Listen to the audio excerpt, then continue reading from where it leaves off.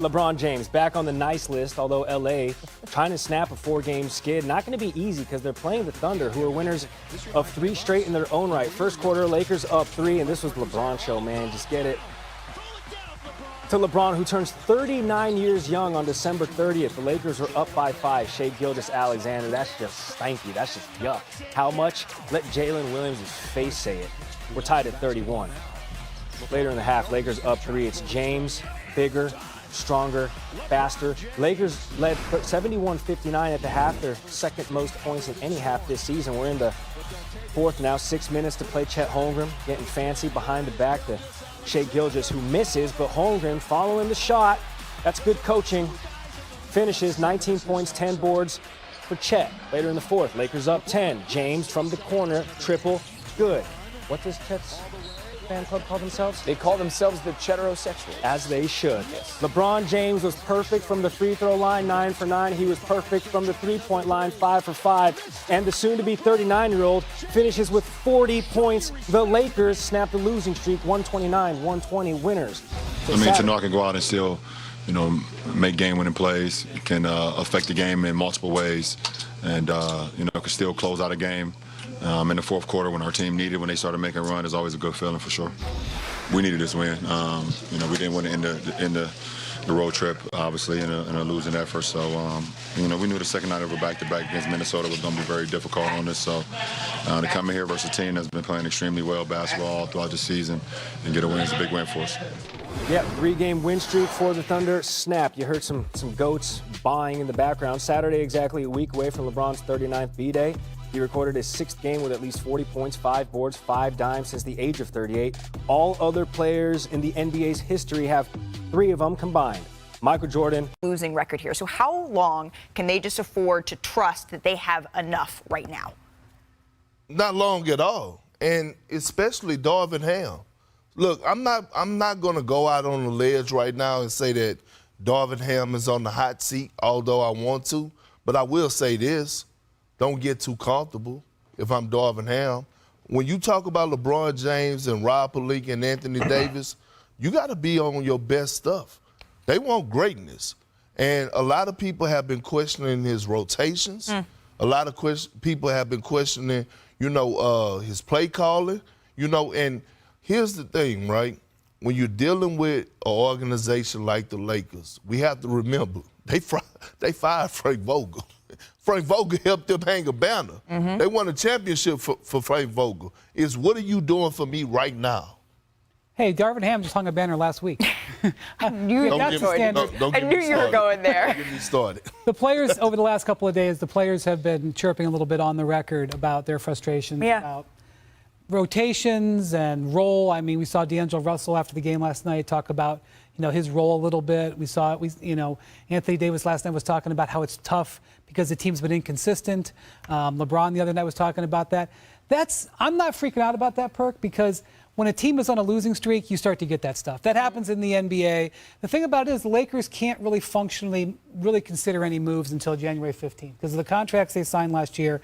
They can't really have any discussion. So they can very simply look you in the eye and say, we're not talking about trades. We're focused on the team we have and honestly be telling the truth because of that January 15th situation. No, I appreciate the nuance of telling that truth, but is that what they should be doing, not just what they should be saying, Zach?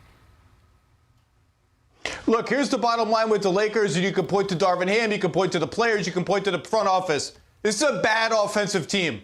They're 24th in offensive efficiency. They're behind the Wizards. The Washington Wizards, the team that plays in Washington. They were a bad offense last year. They were a bad offense in the playoffs last year, and they are going nowhere until they fix this offense and at least get it up to average, slightly above average, to the point where their defense can win them games. Because I know they made the conference finals last year with a mediocre offense. This is a different Western Conference. You're not going to be able to go through the Grizzlies with all the Ja Morant turmoil and the injuries and all of that. You're not going to be able to do that. This team just doesn't score enough. And to me, the in-house solution is, I don't know why they paid Austin Reeves all this money and he comes off the bench and he plays 26, 27 minutes. The D'Lo, Reddish, Taurean Prince trio in the starting 5, They're all nice players. That's not dynamic enough around LeBron and AD. They either need to just start Reeves or play him more. And that's really the best in-house solution they have, because the bottom line is this: if they can't score, they are going nowhere serious. And right now they can't score, and teams are hitting shots against them all of a sudden. Well, here's what I'm going to say to you about that, Zach. Darvin Ham said within the last 48 hours he has no intention of changing the starting lineup, and that he sees Austin Reeves' 27 to 29 minutes is what he wants him at, because he doesn't want to wear him out. So, like, asked and answered, at least for the time being, by the head coach in those two situations. Another thing. Well, I don't like the answer. You're not alone. I like your hat. I don't either. And I had the answer: move LeBron to the point guard and change your starting five if you're Darvin Ham. Because I'm looking at it right now, and I don't want everybody to be fooled by the in-season tournament. Because I just looked at the Lakers games that they played, and they don't have not one, you know what I'm about to say, Malika, signature win.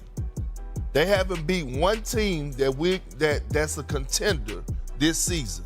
Yes, they beat the Phoenix Suns, but everybody is beating the Phoenix Suns. They lost to Philly.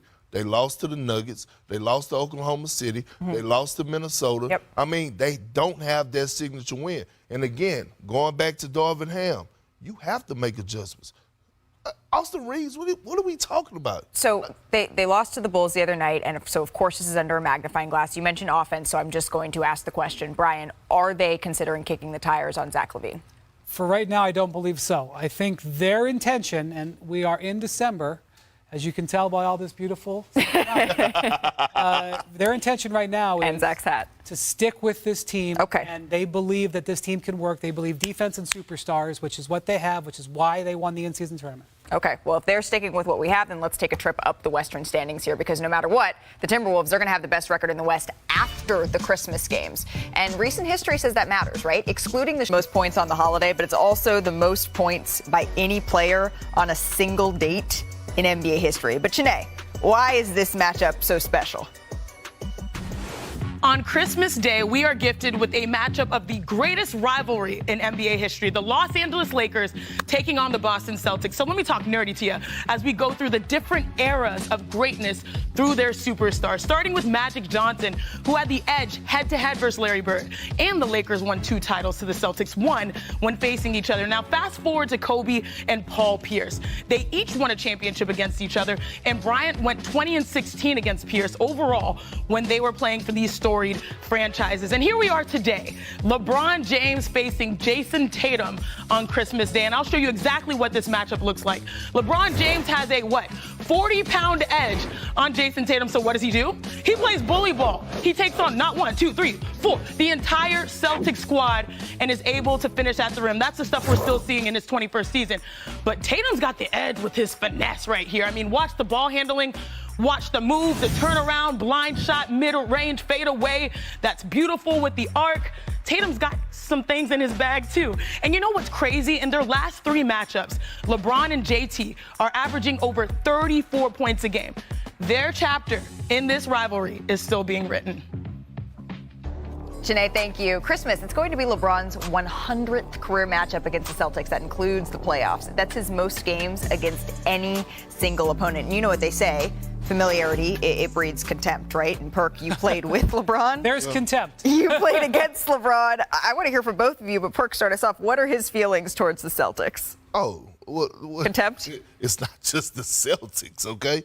It's not just the Celtics. It's the whole fan base, okay? Look, the fan base of Boston they hate LeBron, and LeBron hate them. And look, it started way back since 2003. It didn't just start with the KG, Ray, and Paul era. It started in Columbus, Ohio. Got that right, during the preseason game when him and Paul Pierce got into it, and Paul Pierce spilled a loogie over there at the bench towards LeBron. Closest to a real fight he's ever been. And it was about to be furniture moving in the back, okay? And then when the KG era came about, we know all the battles that was at stake. But I'm telling you this, LeBron James hate Boston so much, and I don't know if he still do it, but when I was playing with the Cavs, when we would go there for the postseason or a regular season game, he would not leave his room.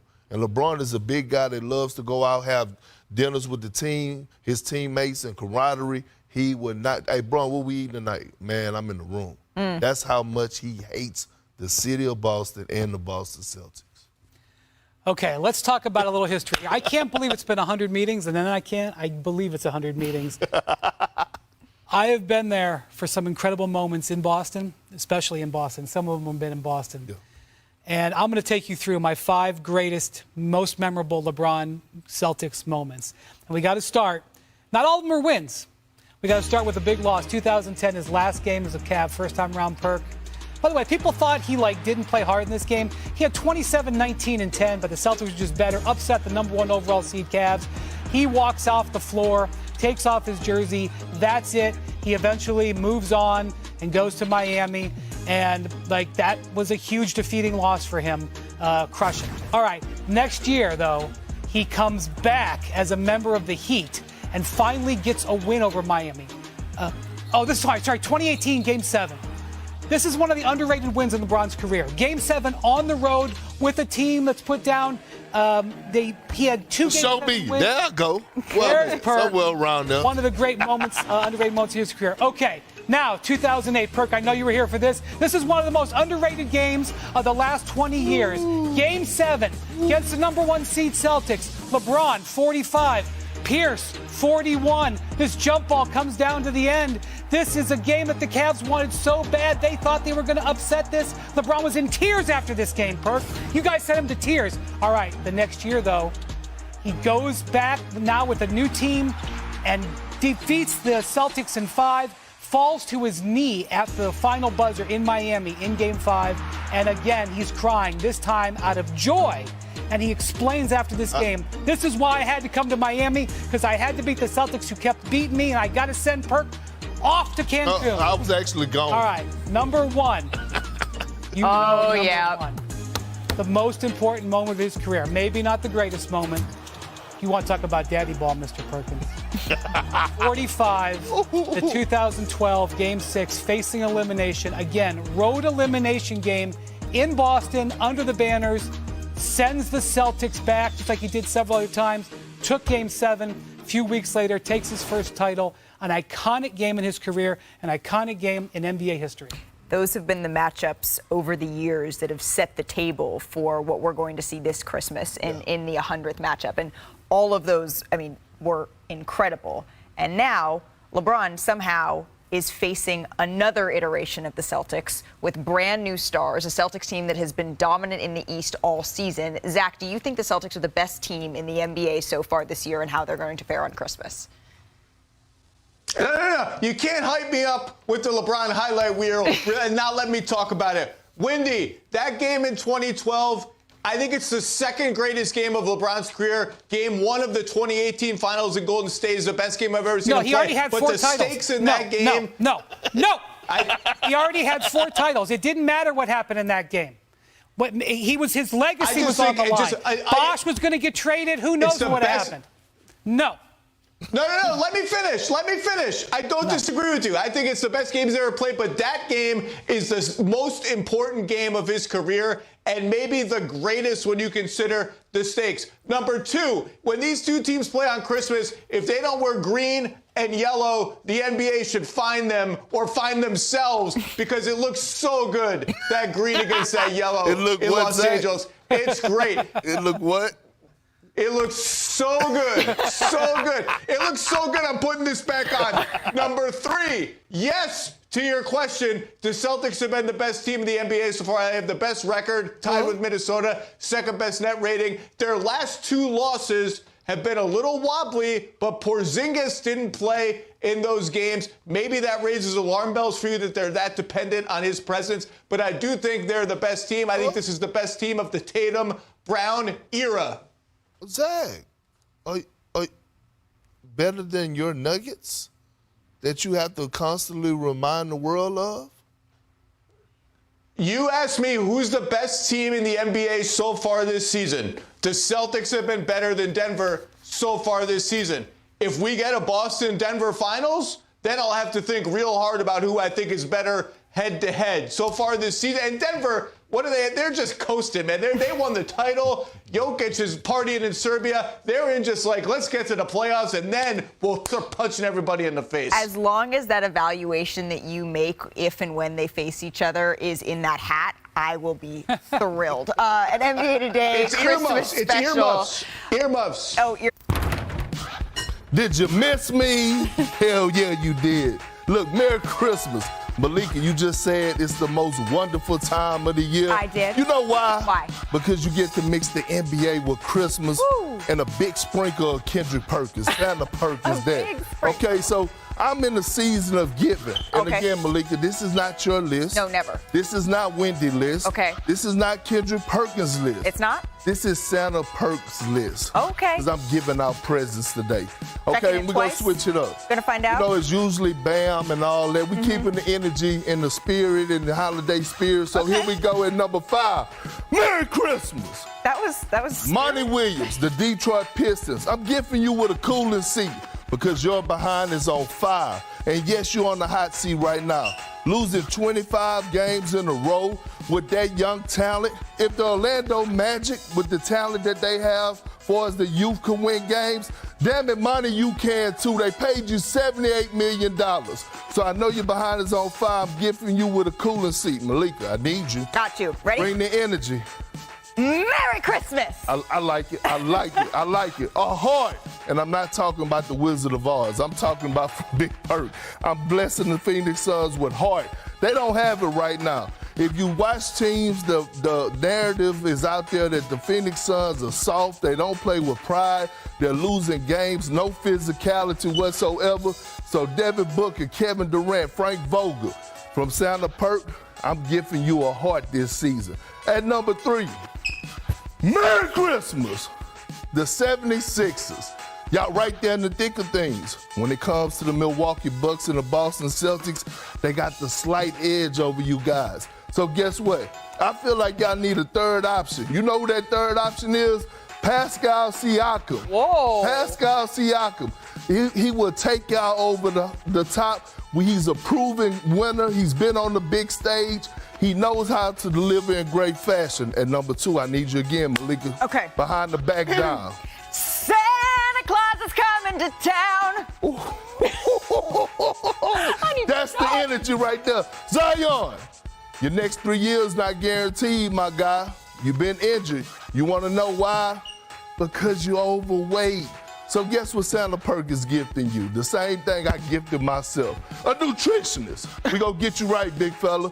We gonna get you right because we know one thing. Get your eating habits under control, your game is gonna go to another level. At number 1, I'm not singing. I'm not saying Merry Christmas. I gotta end it off right. Bam! Put it up there. The Los Angeles Lakers. I said it before and I'ma say it again. Damn it, y'all need a third star. Bron and AD is not enough. They have people out there, they have rumors circulating that y'all possibly could be looking in the Bulls' direction.